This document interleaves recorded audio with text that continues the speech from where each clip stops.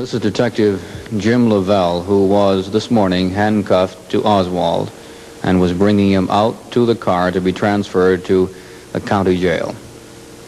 Could you tell us what happened?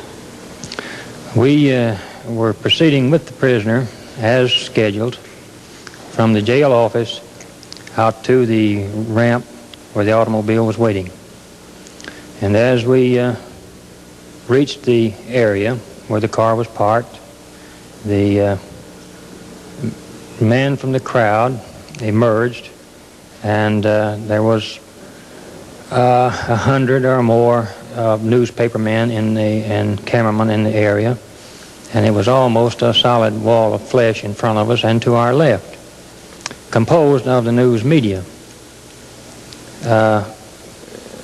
When we came through the door with Oswald, they began taking their pictures, and in the issuing time that they were snapping pictures and talking, I saw this man come from the crowd, and at the time he emerged from this crowd of people, he was not more than 6 or 7 feet from me.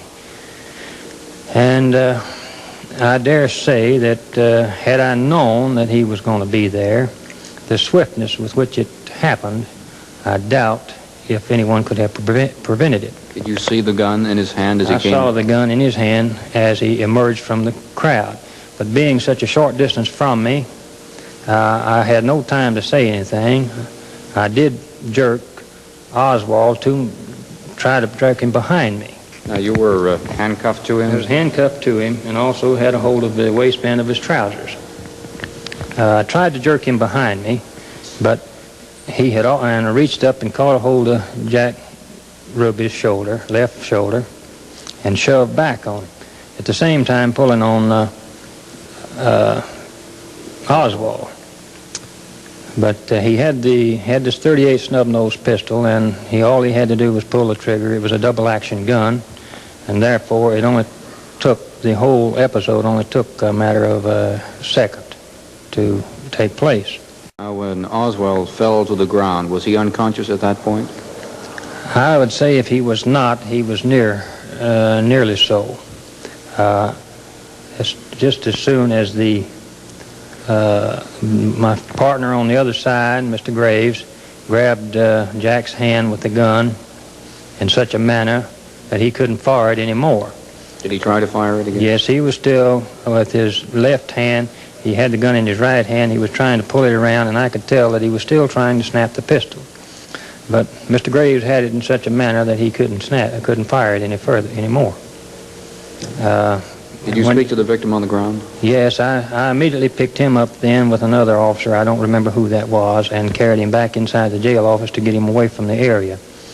And I tried to talk to him and ask him if he could hear me and if he understood me.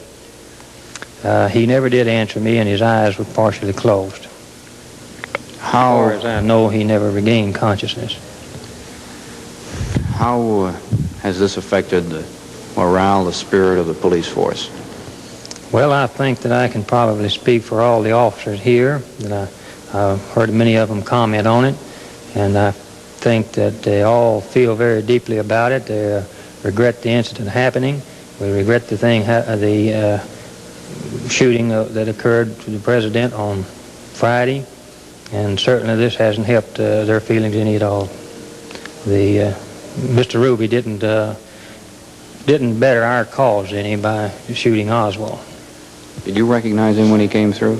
Yes, I have known Jack Ruby for a number of years, and I recognized him just as soon as he emerged from the crowd. But even if you knew he was coming, you say you didn't have the time to react to prevent it. He was so close from the human wall of flesh of reporters there that it would have been impossible to have stopped him. Thank you very much, Detective. The story of what happened when Lee Harvey Oswald was killed this morning. This is Bill Lord reporting from the Dallas Police Station. Also here in the studio, WFAA News Director Bob Walker. Bob, what's new? Just learned from City Hall from a very authoritative source that police are working on the assumption that there indeed is a connection between Jack Ruby and Lee Oswald, and that in some manner of speaking, Oswald's murder was to shut him up.